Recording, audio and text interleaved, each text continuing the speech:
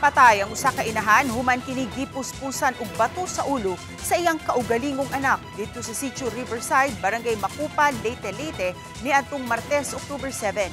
Ang biktima nag-edad 77 anyos, samtang ang suspect mao ang iyang kaugalingong anak nga nag-edad 35 anyos ug parehong mga residente sa nisgutang barangay. Base sa inisyal nga investigasyon, miuli gikan sa trabaho ang sospek apan nasuko kini kay walay giandam nga pagkaon ang iyang inahan. Sa kasuko sa sospek, mikuha kini og bato ug gipuspos ngadto sa ulo sa iyang inahan nga may resulta sa hinanaling kamatayon niini.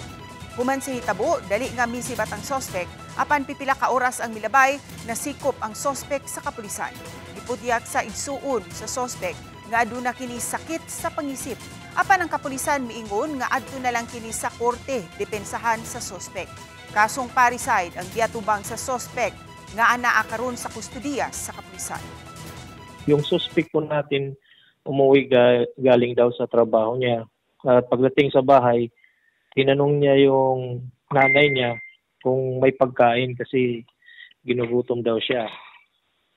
Nang sumagot ang nanay niya na wala, hindi nakapag-prepare yung nanay niya ng pagkain, nagalit po yung suspect natin, kumuha po ng bato na yun ang ipinukpok niya sa ulo sa nanay niya at naging resulta ng pagkamatay nito.